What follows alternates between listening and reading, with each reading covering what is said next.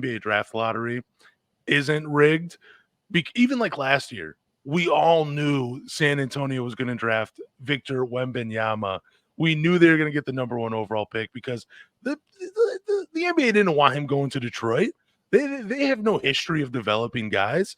So you send them to the team that has a history of drafting and developing very good big men like David Robinson, Tim Duncan. So you gift wrap them Victor Wembanyama. But I believe the Detroit Pistons have dug their own grave year after year after year after year. Because they elected not to spend any money last year in free agency and led them to win only 14 wins last year. They expected to build their team through the draft and reclamation projects. And the NBA said, no, that's not how it's done. So they got exactly what they deserved. I believe the NBA draft lottery is a good system. It's not a perfect system, but it makes it so bad teams can't tank their way to a franchise player. So even though we did get 5th and we have dropped 2 years in a row because we had the best odds to get the number 1 overall pick, even though we dropped, I believe it's still a good enough system in place to deter teams from actually trying to tank their way to a franchise player. So that's why I don't think the NBA draft lottery is rigged. I hate it. I absolutely hate it. I feel like you could do, I think we've had the conversation of having some type of tournament at the end of the year with all the teams within the lottery have to play in a tournament to figure out seeding for it. I wouldn't be opposed to that, playing for a draft pick. Now, also with our conversation was, are players actually going to try and play in a tournament like that to earn draft capital? No one knows.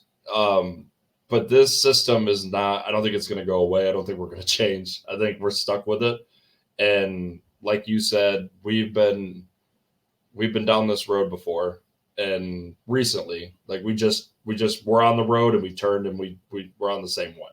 And I hate having to talk about it because a lot of people have mixed opinions on it for it being rigged or not. But it doesn't matter because this is the system that we live by. So, well, remember when they used to like do the ping pong balls on TV? I like that. And you could see, like, I believe you can still watch it on YouTube. Okay. Live, but I wish they would still do it on TV. Yeah. But again, there's always that conspiracy part of me, where I'm just like, yeah, maybe it is rigged. But also it still is it's a flawed system, but it's still a good system. And the Pistons, they shouldn't be rewarded for winning 14 wins. And I would be saying this about any team that I would want a podcast about. Like if they were in the Pistons position, you win 14 games, you shouldn't be awarded the number 1 overall pick. You should.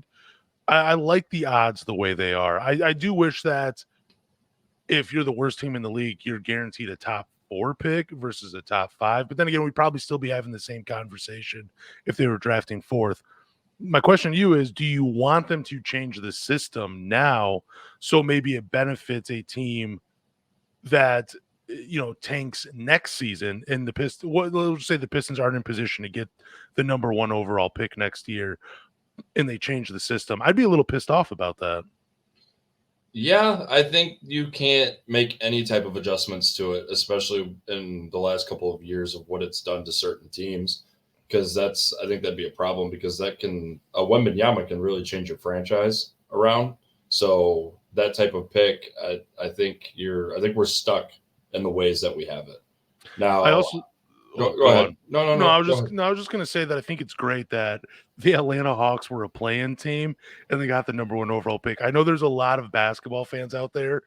They were kind of upset and complaining about Atlanta. I think it's great. I think that's why you have the lottery system, because they're right on the cusp. You should be rewarding teams that are in that basketball purgatory where they're too good to fully tank, but they're not good enough to actually win a championship.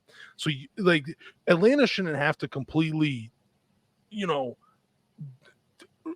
eliminate every player, trade every player, and get rid of every player from their roster just to hopefully draft another franchise player. Mm-hmm. They should be rewarded to add someone to their current group that pushes them over the top. So I actually think it's pretty great for Atlanta basketball and Atlanta Hawk fans to be able to have the number 1 overall